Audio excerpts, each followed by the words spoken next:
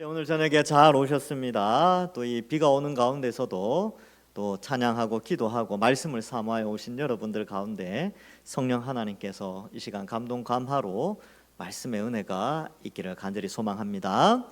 히브리서를 살피는데 히브리서는요, 이 배경이 조금 중요합니다. 이 히브리서가 왜 쓰여졌냐 하면 이 당시에 유대인들 중에서 기독교인이 된 사람들, 그래서 예수님이 하나님의 아들이요 또 구원자이심을 믿는 유대인들이 이 유대교 주변에 유대교 사람들이 워낙 많은데 그 사람들에 의해서 여러 가지 테러도 당하고 여러 가지 어려움도 당하고 하니까 너무나 힘들어했어요. 그래서 이 예수님 믿는 걸 잠시 접어두고 다시 옛날 어릴 때부터 믿던 유대교로 돌아가려는 사람들이 꽤 있었습니다. 그래서 실제로 배교도 일어나고 또 로마의 그런 핍박도 가해지면서 이 여러 가지로, 그러니까 민족적 고난과 또 외부적 정치적 고난이 함께 겹치면서 이 신앙에 대해서 상당히 약해져 있는 상황이었습니다. 그래서 하나님께서 이 히브리서 기자를 통하여서 유대인들에게, 유대인 중에 기독교인들에게 우리가 믿고 있는 예수 그리스도의 위대하심, 우리가 가진 신앙의 탁월함을 가르쳐주고 무엇이 참이고 무엇이 정말 하나님의 뜻인가를 가르쳐주는 배경이 바로 이 히브리서 내용입니다. 그래서 1장에서는요, 우리가 예수님을 믿고 있는데 유대교는 예수님을 믿지 않아요. 근데 우리는 예수님을 믿죠. 우리가 믿고 있는 이 예수님이 누구냐 하면 하나님의 아들이요, 천사도 섬기는, 천사와는 비교 안 되고 천사들이 오히려 예수님을 섬기고, 또 예수님은 창조주 하나님이시며 예수님은 만왕의 왕이 되신다. 그래서 하나님 우편에 앉아 계신 만왕의 왕이시다라는 것을 1장에서 설명합니다. 그래서 1장에서의 예수님은요, 초월하신 예수님, 아주 위대한 전능하신 전지하신 하나님이신 예수님, 성자 하나님을 강조하고 있습니다. 근데 2장에 넘어와서는 그 예수님이 바로 이 땅에 오셔서 우리를 구원하신 구원자, 즉 초월하신 하나님, 성자 하나님이 내재하셔서 우리를 위하여 구원을 일으키신 분이다라는 것을 나타내면서 우리가 가진 신앙을 귀하게 여기고 이 무게감을 전달해 주고 있다는 것이죠. 그래서 여러분, 우리가 가진 신앙이요, 정말 어마어마한 무게감을 가지고 있습니다. 그래서 그 내용을 우리가 함께 살펴보겠는데, 사실 우리도 비슷하죠. 우리도 사실 교회 오면야 믿음이 이제 좀 다져지고 좋은 것처럼 보이는데, 또 세상 속에서 살다 보면 연약하고 때로는 하나님 뜻을 어기기도 하고 때로는 신앙을 포기하고자 하는 사람들도 종종 등장하기도 합니다. 그러할 때에 오늘 이 본문이 굉장히 힘을 더하여 주는 것이죠. 1절에 보시면, 그러므로 우리는 들은 것에 더욱 유념함으로 우리가 흘려 떠내려가지 않도록 함이 마땅하니라. 2장 1절이 큰 주제입니다. 이 히브리서 전체에 흐르는 주제죠. 흘려 떠내려가지 않도록 하기 위해서 히브리서가 쓰여진 겁니다. 그러면 흘려 떠내려간다라는 게 무슨 의미냐 하면 바로 배교하는 것이죠. 예수님 믿는다 하고 왔다가 아유 힘드니까 나 갈련다, 나 떠나갈래 라고 하는 그런 배교의 모습이 바로 마치 흘려 떠내려가는 것과 같다는 것입니다. 그래서 이런 거죠. 이렇게 홍수가 났는데 누가 구명조끼를 딱 던졌어요. 그래서 딱 잡았는데 이거 붙잡으면 사는데, 이걸 붙잡는 것보다 저 옆에 있는 나뭇가지를 붙잡는 게 더 좋을 것 같은데 하고 나뭇가지를 탁 잡는 순간 어떻게 됩니까? 같이 떠내려가는 거예요. 구명조끼를 입고 가야 되고 던져준 구명투브를 잡아야 되는데 이상한 거를 잡고 가버리는, 그게 이제 흘려 떠내려가는 거죠. 그러면 구원받지 못합니다. 마찬가지로 하나님이 우리가 마치 홍수에 떠내려가는 이제 그런 자가 되었는데, 예수 그리스도라는 생명의 밧줄을 우리에게 주셨어요. 그런데 우리가 그걸 잠깐 붙잡은 것 같다가 또 다른 걸 붙잡아 버리면 살 수 없다는 것이죠. 그래서 흘려 떠내려간다라는 표현을 쓴 이유가 거기에 있습니다. 그래서 여기에 보면 어떻게 해서든지 우리가 들은 것에 유념하면 흘려 떠내려가지 않는다라는 논리를 설명하고 있는 것이죠. 그래서 우리가 들은 게 뭘까요? 우리가 들은 것은 바로 하나님의 말씀이죠. 성경 66권을 더욱 유념함으로, 이 단어를 찾아보니까 더욱 유념하다라는 것이 더욱더 풍성히, 이런 뜻이 있습니다. 그래서 하나님의 말씀 들은 것을 더욱더 풍성히 할 때에 흘려 떠내려가지 않도록 한다는 것입니다. 여러분, 세상에서 이 당시에는 이 유대교나 세상의 어떤 그런 물리적인 힘 이런 것들이 그 신앙을 떠내려가게 만드는 많은 유혹이 되었다면, 오늘날의 우리에게 믿음에 떠내려가서 배교하도록 하는 것이 무엇이 있을까 생각해 보니까요, 오늘날은 돈인 것 같아요. 대부분의 사람들이 돈 때문에 믿음을 버리는 경우를 상당히 주위에서 자주 보게 됩니다. 그래서 우리도 이러한 것들이 참 의미가 있죠. 그러므로 이것을 방지하기 위해서, 떠내려가는 걸 방지하기 위해서 성경이 계속 강조하는 것, 성경 66권 전체가 강조하는 것이 뭐냐면 말씀을 풍성히 알아가는 거예요.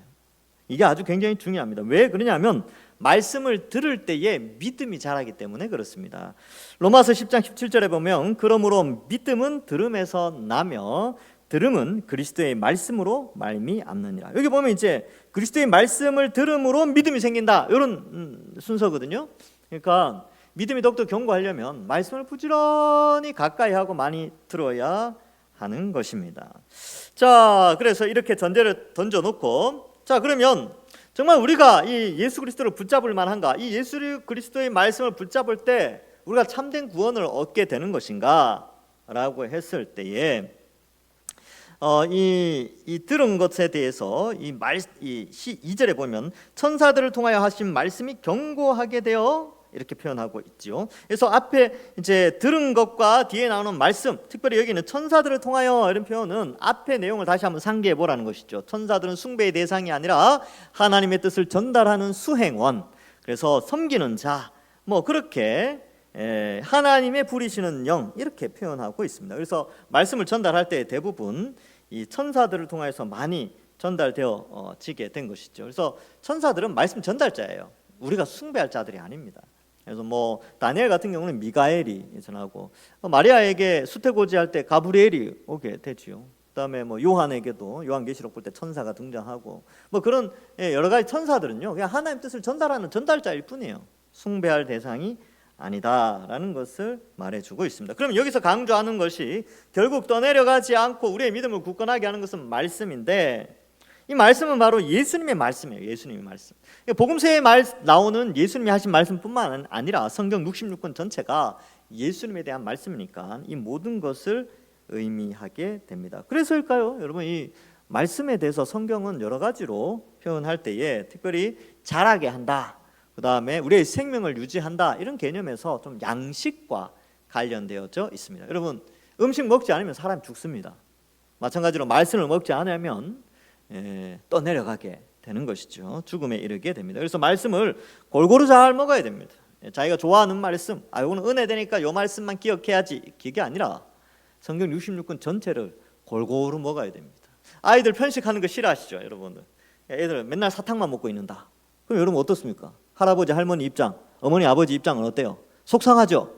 맨날 우리는 우리가 좋아하는 말씀만 해가지고 그것만 암기하고 있어. 그러면 하나님이 그래 잘하고 있다 그럴 수도 있지만, 안 먹는 것보다 낫겠지만 골고루 읽어야 돼요. 성경 66권 전체를 쭉 읽어나가고, 때로는 은혜가 되지 않는 내용들도 읽으면서 이렇게 우리에게 경고하는 메시지도 있구나, 이렇게 은혜되는 메시지도 있구나, 같이 배워야 됩니다. 그래서 그래요. 여러분, 강단에서 선포되어지는 말씀이 때로는 아멘 하면서 은혜가 될 때도 있지만, 어떨 때는 아멘이 잘 안 나올 때도 있어요. 뭐 그런 거 있잖아요. 십자가의 길을 걸어가야 됩니다. 아멘이 잘 안 나와요. 그래서 우리의 자녀들이 축복받기를 원합니다. 그러면 다들 아멘 하시죠.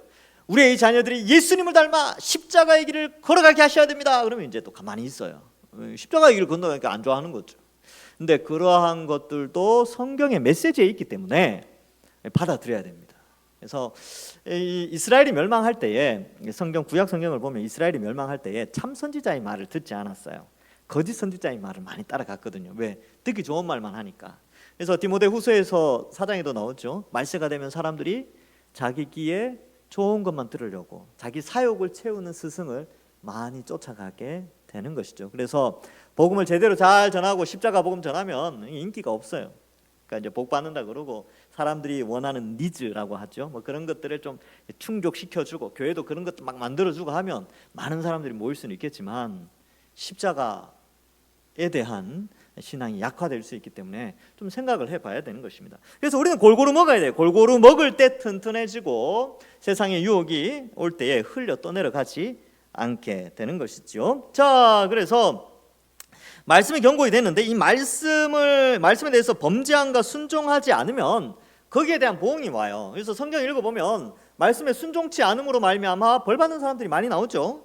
그리고 이것처럼 우리가 받은 구원, 예수 그리스도로 말미암아 구원받은 것을 등한히 여기면 역시 보응을 피할 수 없다는 거예요. 그러니까 성경 읽어보면 하나님 말씀에 불순종해서 벌 받는 사람들이 많이 나오는데 하나님이 우리에게 너무나 큰 사랑으로 구원의 원리를 예수 그리스도를 통해서 알려주셨단 말이죠. 근데 그거를 등한시한다, 혹은 그 구원의 하나님의 은혜를 소홀히 여기고 외면하고 등을 돌린다, 이렇게 해버리면 거기에도 당연한 보응을 내린다. 그래서 그 보응을 피할 수 없다라는 것이죠. 그래서 이 구원의 메시지, 이것을 잘 기억해야 한다라는 것입니다. 그래서 우리의 구원은 등한시 여겨서도 안 되고 그것은 결국은 성경을 등한히 여기지 않도록 하는 것과 연결되어집니다. 그래서 여러분, 이 성경을 귀하게 여긴다는 것은 우리가 가진 구원을 귀하게 여기는 것이고, 우리가 가진 구원을 성경을 통해서 귀하게 여기는 자가 흘려 떠내려가지 않게 되는 것입니다. 어떠한 시대가 되어도 신앙을 지킬 수 있는 것이죠. 이게 무슨 말이냐면, 어떠한 시대라는 표현이, 우리는 짧은 100년의 인생을 살기 때문에 그 시대의 짧은 정치제도 아래서 잠깐 살아가는 자들이에요. 근데 길게 생각해 보면 여러분, 수백 년 동안 인간의 정치제도는 계속 바뀌었어요. 봉건제도가 있기도 하고 또 나라가 바뀌기도 하죠. 그죠? 우리나라만 해도 뭐 고려시대, 뭐 신라시대, 고려시대, 조선시대, 지금 뭐 해가지고 지금 대한민국 일까지 오는데, 길게 보면 좀 그렇지만 우리 개인은 그 가운데서 어느 시대에 살지 알지 못해요. 근데 지금 우리는 현재 민주주의 시대에 살고 있지요. 이러한 시대 가운데에서 우리에게 가장 영향력을 주는 시대 정신 가운데 우리를 이 흘려 떠내려가게 하는 그 가운데에서 우리가 어떻게 지킬 것인가, 결국 말씀으로 돌아가야 돼요. 그러니까 민주주의 사회든 아니면 전제주의 사회든 아니면 뭐 옛날처럼 왕정처럼 그런 뭐 귀족 사회든 어떠한 사회가 펼쳐질지 모르는데, 그러한 가운데 수많은 유혹 속에 있지만 이 말씀에 굳건하게 서면 떠내려 가지 않는다라는 것입니다. 그래서 이게 아주 중요하고요. 많은 사람들은 막 그렇게 생각을 해요. 말씀 없이도 괜찮다 뭐 이렇게 생각하는데, 아니요, 말씀을 붙잡아야 어느 시대에나 믿음을 지킬 수 있습니다. 그래서 이 시대는 어떠냐 하면요, 사람들을 막 바쁘게 해요. 바쁘게 해서 성경을 못 읽도록 하죠. 그리고 성경이 참이 아니라는 문화를 많이 만들어내고 악한 문화들을 많이 생산해냅니다. 그래서 사람들이 그러한 생산된 문화를 소비함으로 말미암아 성경을 읽고 하는 것에 떠나게 하는 그런 시대가 되었어요. 그래서 여러분이 그 옛날에 신학교 교수님이 그랬어요. 그 책에 보면 책을 읽는 능력이 현저히 떨어졌다는 거예요. 왜냐하면 시대가 발전하면 발전할수록 사람들이 책을 읽지를 못하고, 그러니까 신학교 전도사님들이 들어오는데 레포트 내는 실력이 이 칼라 텔레비전이 나오기 전과 나온 후가 완전히 다르대요. 그러니까 이게 읽기 능력이 현저히 떨어졌다는 거죠. 그러니까 그만큼 그게 이제 신학생도 그 정도인데 일반 성도들이야 이 성경을 어떻게 여기겠습니까? 안 읽죠. 거의 안 읽는다는 거예요. 그래서 이 성경을 굳게 잡을 때에 이 시대의 풍조에 떠내려가지 않는다라는 것을 생각해 볼 수 있는 것입니다. 자, 그래서 우리가 이 구원을 귀하게 여겨야 되는데, 이 구원의 중요성, 이 구원은 3절에 보면 주로 말씀하신 바요 들은 자들이 우리에게 확증한 바다. 그러니까 예수님이 말씀하시고 제자들이 말씀하시고 또 사도들이 말하고 또 구약 성경의 많은 선지자들을 통하여서 이미 확증되어진 것이다. 예수 그리스도를 통하여서 참된 구원이 있다라는 것이죠. 그래서 이 내용 3절에 보면은 이 말씀을 전달하는 자도 굉장히 중요합니다. 누가 이걸 전달했느냐? 예수님이 전달했어요. 하나님이 천사를 통해서 전달했죠. 사도들이 전달하고 선지자들이 이 메시지를 전달하여서 그 메시지들이 참이라는 것을 확실히 증명하였다라고 말씀하고 있습니다. 그래서 거기 다 기록된 것이 성경책이죠. 자, 그래서 우리는 이 성경책을 믿어야 하는 것입니다. 그래서 그 구원의 방식은 뭐냐면 결국은 예수 그리스도를 통하여 구원받는 것을 우리에게 확증하였다라는 것이죠. 근데 유대교는 어떻습니까? 유대교는 예수 그리스도를 부정하죠. 그래서 여기서 잠깐 좀 알고 넘어가야 될 게 있는데, 여러분, 유대교에는 구원이 없습니다. 유대교에는 구원이 없어요. 지금 이스라엘 사람들 유대교 믿잖아요. 유대교에는 구원이 없습니다. 왜냐하면 그들은 예수 그리스도의 형벌 대속을 믿지 않아요. 그래서 그들은 예수님을 믿음으로 구원받는다 이런 개념이 없다니까요. 그들은 그냥 율법을 지키거나 자기 조상들의 유전을 지킴으로 구원받는다라는 착각에 빠져 있는데, 그게 왜 착각이냐면 성경이 이렇게 기록합니다. 로마서 10장 2절에 내가 증언하노니 그들이 하나님께 열심히 있으나 올바른 지식을 따른 것이 아니니라. 여러분, 하나님, 성경에 기록된 하나님을 믿을 때 이 성경책을 교리로 해서 믿는 사람들이 있어요. 유대교도 그렇고 가톨릭도 그렇죠. 이단들도 다 성경책 가지고 이야기를 합니다. 근데 그들과 우리의 차이점이 뭐냐 하면 로마서 10장 2절에 나온 것처럼 올바른 지식을 따르지 않았어요. 이것이 문제입니다. 그래서 이 올바른 지식의 핵심이 뭐냐 하면 예수 그리스도의 십자가 형벌 대속의 뭐라 그럴까요? 구원 원리, 이것 외에 다른 것을 플러스하든지 마이너스한 사람들이 바로 유대교, 가톨릭, 이단들 뭐 이런 데예요. 그러니까 그들은 오직 예수 그리스도만으로는 부족하다는 거예요. 구원받기에. 그러나 성경은 끊임없이 우리에게 오직 예수 그리스도의 십자가 형벌 대속의 은혜로만 구원받을 수 있다. 다른 인간의 노력이나 어떤 그런 것들로는 그런 것들이 첨가되어서도 안 되고, 그런 것들은 구원을 일으킬 수 없다는 거죠. 그래서 철저하게 이러한 부분들을 좀 우리가 생각해야 됩니다. 그래서 이 당시에 왜 제가 이 말씀 드리냐면, 히브리서를 읽던 1차 독자들에게 있어서 가장 큰 유혹은 유대교로 돌아가고자 하는 유혹이었어요. 왜? 유대교로만 돌아가면 편해지거든요. 핍박당할 일도 없고, 또 유대교로 돌아가면 장자권도 회복되어지고 또 상속권도 회복되어지고 하니까 이게 여러 가지로 편해요. 고난이 없어지니까. 그래서 이러한 유혹이 있었는데 유대교는 철저하게 사탄의 회당이라고 사도 요한은 말합니다. 계시록 2장 9절에 보면 내가 네 환난과 궁핍을 알거니와 실상은 네가 부요한 자니라. 자칭 유대인이라 하는 자들의 비방도 알거니와 실상은 유대인이 아니요 사탄의 회당이라. 당대의 유대교에 대해서 사도 요한은 이렇게 말하고 있습니다. 그러니까 하나님께서 말씀하시는 것이죠. 예수 그리스도를 십자가에 못 박고 예수님을 거부한 자들이기 때문에 그런 것이죠. 이 시대에는 더 다양해졌습니다. 예수님을 거부하는 이 수많은 사상들 가운데 사실 그래요. 우리도 예수님 안 믿으면 진짜 편하게 살아요. 그렇죠? 마음대로 살 수 있어요. 근데 예수님 믿는 것 때문에 여러 가지 제한도 있지요.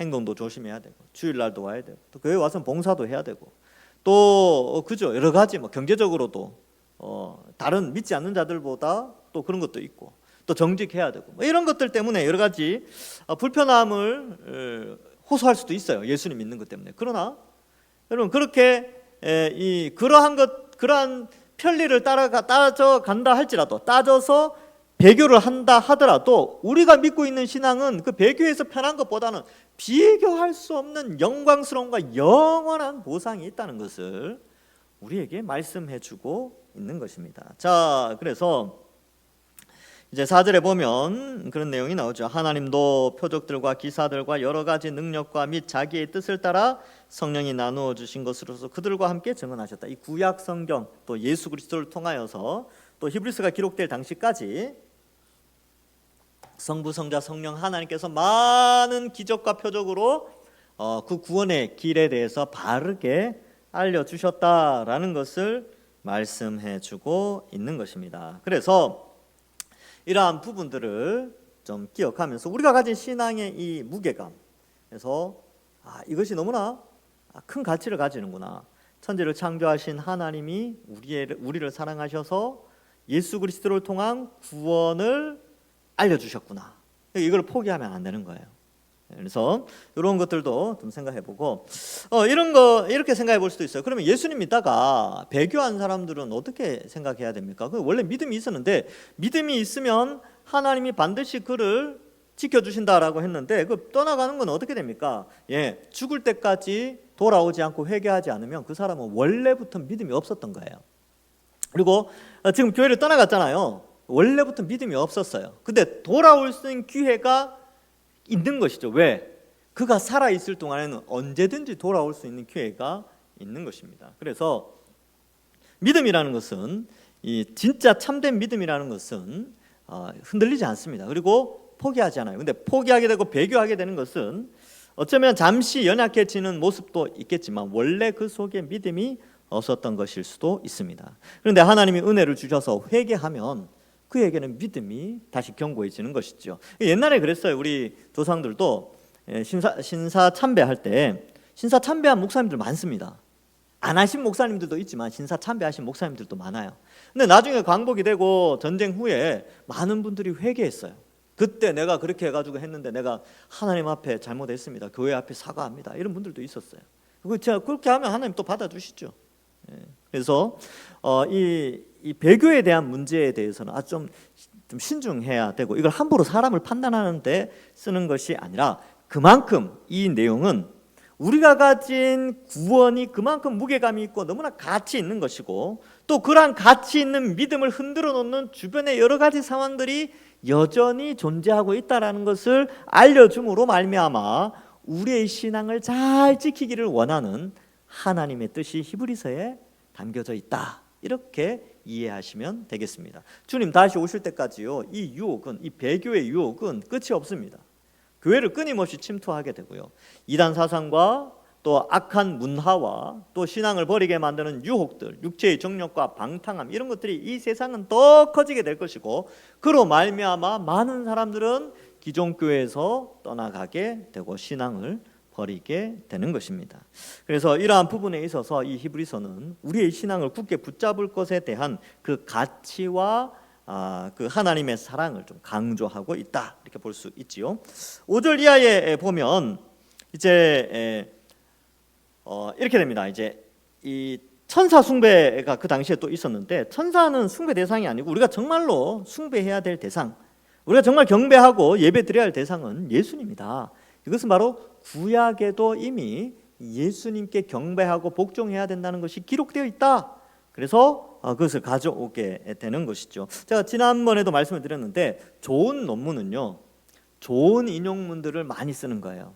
근데 히브리서 이 기자가 이 히브리서를 쓸 때 그가 인용할 수 있는 최고의 자료는 구약 성경입니다. 그러니까 최고의 구약 성경을 인용해서 복음을 증명해내고 있는 것이죠. 그러니까 이런 인용문들은 굉장히 중요한데 함께 좀 살펴볼 필요가 있습니다. 5절에 보시면 일단은 하나님은 우리가 말하는 바 장차 올 세상을 천사들에게 복종하심이 아니니라. 그러니까 장차 이제 영원한 하나님 나라가 도래해요. 이 지구는 새하늘과 새 땅으로 바뀝니다. 그러니까 에덴 동산보다 더 좋은 환경으로 하나님이 순식간에 바꿔주셔요. 재림을 통하여서. 근데 그게 장차 올 세상인데, 그때 누구에게 복종할 것이냐? 그때 천사에게 우리가 복종하느냐? 아니라는 거예요. 우리가 복종할 대상은 예수님이라는 것을 가르쳐주면서 그것이 구약에 기록되어 있다는 것이죠. 근데 여기서 우리 좀 생각해 볼 것은, 여러분, 장차 올 세상이 있다는 거예요. 장차 올 세상. 많은 사람들이 왜 유혹에 빠지냐면, 장차 올 세상이 너무 멀리 있다고 생각하고 장차 올 세상이 나와는 상관이 없다라고 생각하면 배교의 유혹에 넘어갑니다. 그러나 장차 올 세상이 있다는 사실을 알고 그날이 멀지 않았다라는 생각을 가진다면 믿음을 더 굳건하게 할 수 있는 것이죠. 멀지 않은 것 같습니다. 저는 늘 그렇게, 제가 어릴 때부터 고향교회 목사님이 그렇게 말씀하셨어요. 아무래도, 그분이 하신 말씀입니다. 아무래도 내가 죽기 전에 예수님 오실 것 같아. 근데 그 말이 제게 귀에 남은 게, 저분은 저렇게 긴장하면서 사시는구나. 근데 저도 그래요. 저도 세상 돌아가는 거 보니까 제가 살아있을 중에 예수님 오실 것 같아 라는 마음으로, 긴장함으로 살아가는 거예요. 그렇게 우리 믿음의 선배들이 다 그렇게 생각하고 사셨어요. 왜? 장차 올 세상은 반드시 있기 때문에. 그 세상 바라볼 때에 우리가 어찌 배교할 수 있겠습니까? 그래서 이 배교의 위협이나 그런 것들이 아무리 있다 해도 목숨까지 바칠 수 있었던 것은 바로 이 장차 올 세상이 있다는 것 때문에 이 배교를 이겨내신 우리 믿음의 선배들이 있는 것이지요. 자, 장차 올 세상이 있는데 누구에게 복종할 것인가?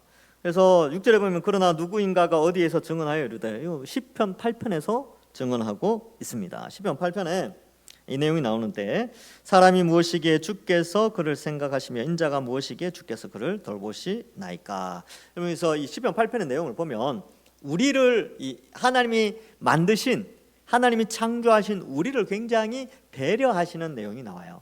근데 그 배려하시는데 여기에 나오는 이 7절에 그를 잠깐 동안 할 때 이 그를과 6절에 나오는 그를 어떻게 같은 사람으로 볼 것이냐 다른 사람으로 볼 것이냐 뭐 이렇게 따질 수도 있겠지만, 어쨌든 7절과 8절에서 나오는 것은 예수님에 대한 이야기라는 것이죠. 예수님이 이 땅에 성육신 하신 것이 시편 8편에 이미 예언되어져 있었다.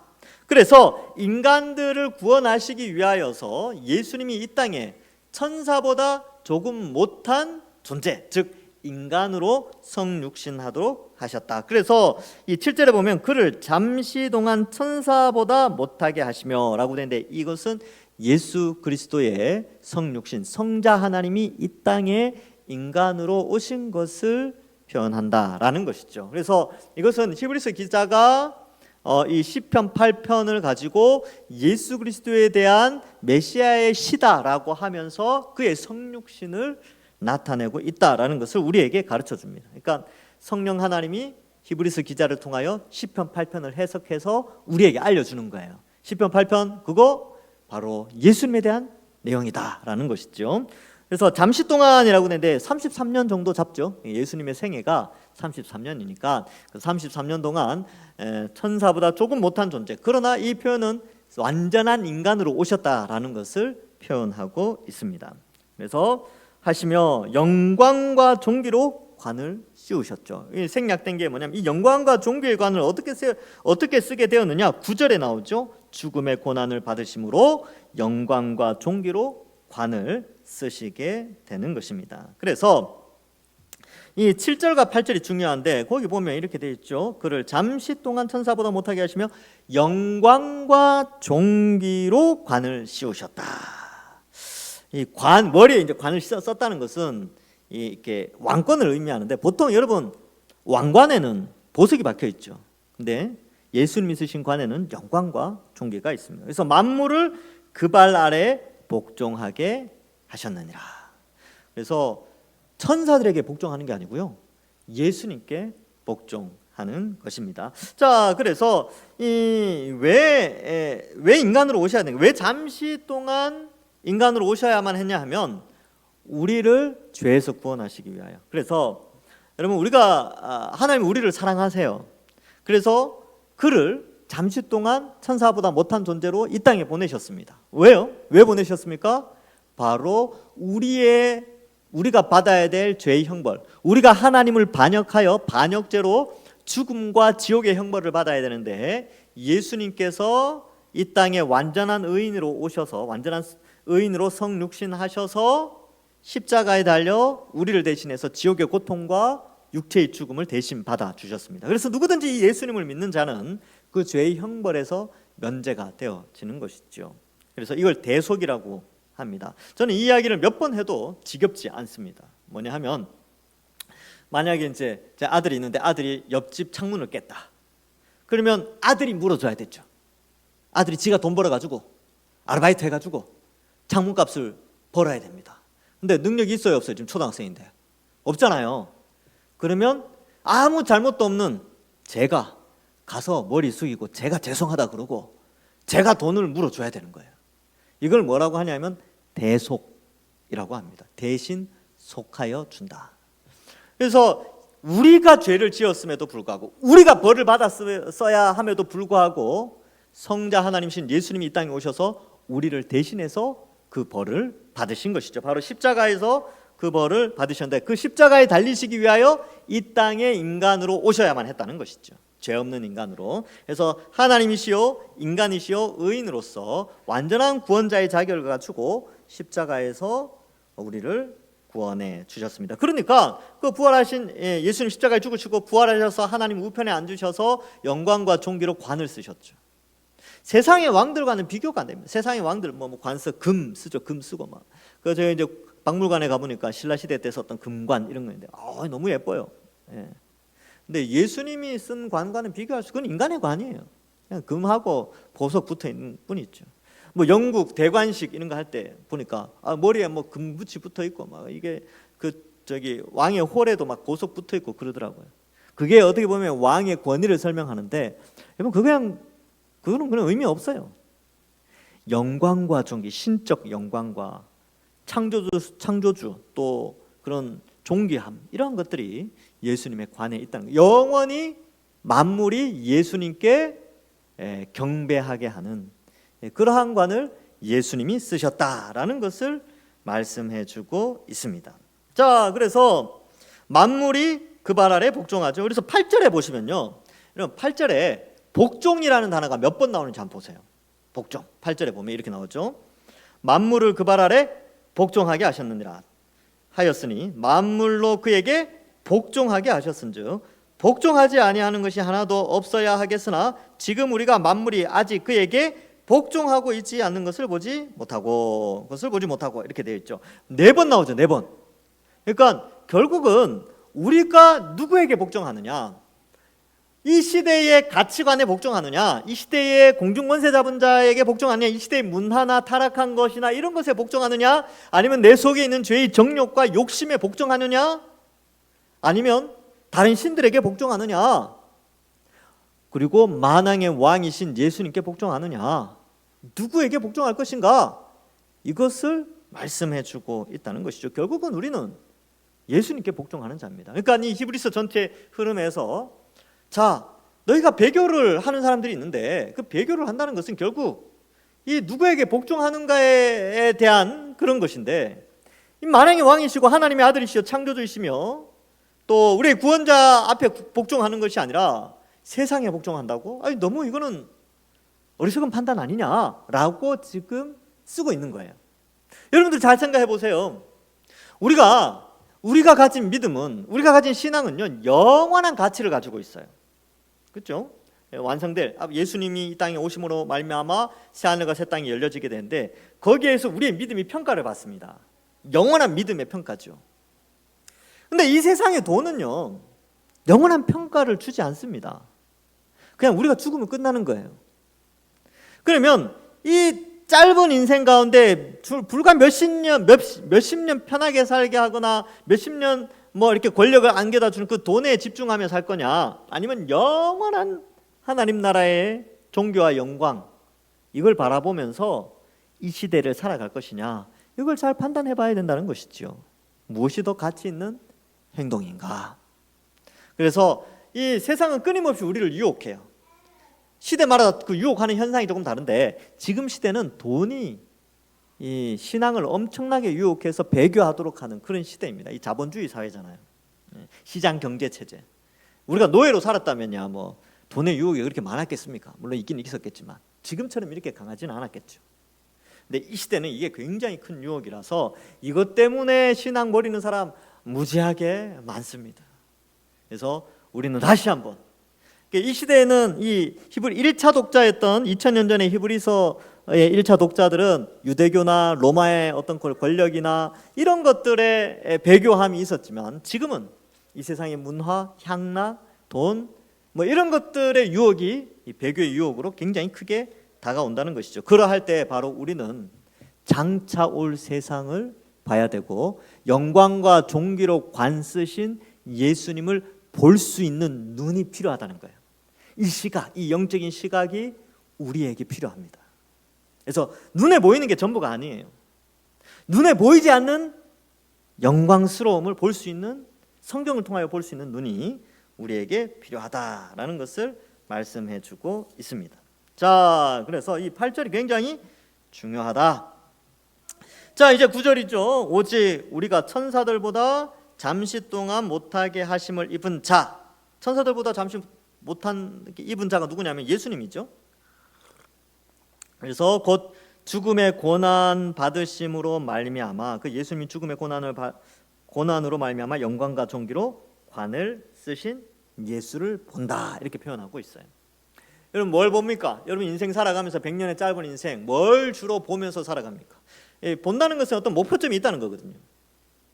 어떠한 목표를 가지고 눈을 들고 살아갑니까? 그래서 많은 사람들은 이걸 비전이라고 표현하는데 여러분 뭘 보십니까? 여러분들의 비전은 무엇입니까?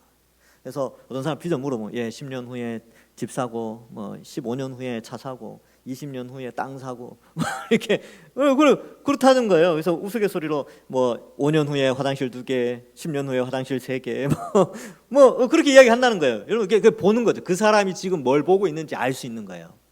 아, 저 사람은 저걸 보고 있구나. 우리 그리스도인들은 뭘 봐야 되냐면 영광과 존귀로 관쓰신 예수님을 봐야 됩니다. 그걸 볼 수 있는 비전이 있어야 되는 것이죠. 그 영광과 존귀로 관쓰신 예수님이 교회를 통하여서 만물을 통치하고 계시죠. 복음을 전파하면서 어떻게 해서든지 예수 믿는 사람들을 불러 모으고 있는데, 그러한 시각이 있다면 우리가 어떻게 신앙생활을 해야 될 것인가, 우리가 이 신앙의 무게감을 어떻게 받아들일 것인가에 대해서 좀 돌아볼 필요가 있는 것이죠. 그래서 여러분 무엇을 봅니까? 우리 영광과 존귀로 관을 쓰신 예수를 봐야 됩니다. 그런데 이 예수님을 보는 자는 예수 그리스도와 연합되어 있는 자고요. 나중에 주님 앞에서 칭찬과 영광과 존귀를 우리도 얻게 해주십니다. 이게 베드로전서에 나오죠, 그렇죠? 그래서 우리도 역시 이러한 것이 준비되어져 있다는 것입니다. 물론 이제 요한계시록에 보면 우리도 이런 관을 받아요. 아주 면류관을 받거든요. 근데 예배 드릴 때 관을 하나님께 드립니다. 우리가 받은 거 이거 다 주님의 은혜입니다 하고 하는 장면이 요한계시록에 나오게 되지요. 자, 그래서 이 모든 것이 하나님의 은혜로 모든 사람을 위하여 죽음을 맛보려 하심이라. 그러니까 이 예수 그리스도의 성육신, 또 성육신 하셔서 우리의 죄의 형벌을 대신하기 위하여 십자가에 달려 죽으신 것, 이 모든 것이 다 하나님의 은혜요, 예수 그리스도의 그 성육신, 낮아지심으로 말미암아 우리에게 주어진 은혜다라는 것을 말씀하고 있습니다. 근데 누구를 위하여 그런 줄 아세요? 누구를 위하여? 지금 9절에 봐요. 하나님의 은혜로 말미암아 모든 사람을 위하여, 이렇게 되어 있습니다. 여러분, 천지를 창조하시고 만물을 운행하시고 이 우주의 크기 지난번에 한번 보여드렸죠. 이 어마어마한 우주를 만드신 하나님께서 인간들, 그의 형상과 모양대로 창조하신 인간들을 위해서 성자 하나님이 이 땅에 오셨어요. 엄청난 사랑이죠. 엄청난 은혜입니다. 그리고 우리를 구원해 주셔서 새 하늘과 새 땅에서 백성으로 살아갈 수 있도록 사랑을 베풀어 주셨는데, 그렇게 하기 위해서 하신 일이 뭐냐면 성자 하나님이 이 땅에 오셔서 인간의 몸으로 십자가를 지신 거예요. 놀라운 사랑이 아닐 수가 없습니다. 그래서 이 사랑이 이렇게 큰데 어떻게 배교할 수 있겠느냐, 어떻게 이 신앙을 가볍게 여기고 소홀히 여길 수 있느냐, 어떻게 이것을 등한히 여길 수 있겠느냐라는 것이 오늘 본문의 핵심이죠. 여러분, 우리도 마찬가지입니다. 여러분, 이 밤에 잘 오셨어요. 여러분, 우리가 여기 와가지고 지금 기도하고 예배드리고 말씀 듣고 하잖아요. 왜 왔냐면 우리가 가진 이 신앙, 우리가 가진 이 구원을 등한시 여기지 않는 자세 중에 하나입니다.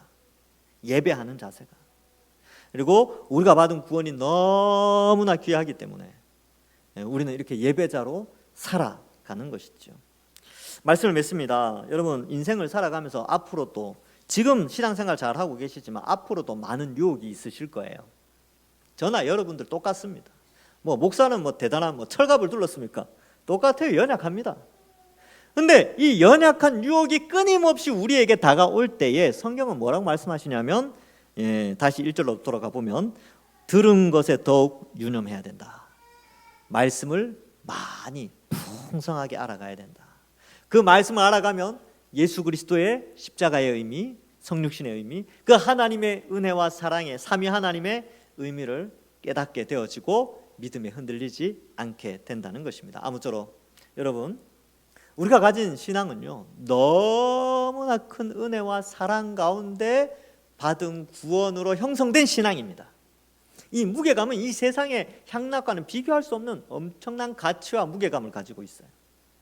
영광과 존귀로 우리에게 다가오는 신앙이 우리가 가진 이 신앙입니다. 아무쪼록 이 신앙 굳게 잘 붙잡고 흔들리지 않고 또 하나님 앞에서 이 신앙 끝까지 잘 이겨내어서 신앙생활 잘하여서 이 세상의 유혹과 이 세상 이 문화 속에서 이 믿음을 흔들어 놓는 것 가운데 흔들리지 않고 끝까지 믿음 붙잡고 살아가시는 모든 주의 백성들 되기를 주님의 이름으로 간절히 축원합니다. 기도하겠습니다. 하나님 아버지 감사합니다. 시대가 변하면서 또 우리의 신앙도 많이 약해져 가는 환경 속에 있습니다. 이 세상이 얼마나 죄악의 유혹이 큰지요. 우리의 신앙을 무너뜨리려고 하는 많은 유혹들도 있습니다. 이러한 가운데 저와 우리 모든 성도들 이 신앙의 무게감을 알고 이 신앙이 얼마나 장차올 세상에서 값진 것인가를 알고 잘 지켜나가게 하여 주옵소서. 어떠한 유혹이 있어도 믿음에 흔들리지 않고 믿음에 굳게 하여서 하나님 앞에 영광과 칭찬과 존귀로 인정받는 우리 모든 성도들 되게 하여 주옵소서. 감사드리옵고 예수님의 이름으로 기도하옵나이다. 아멘.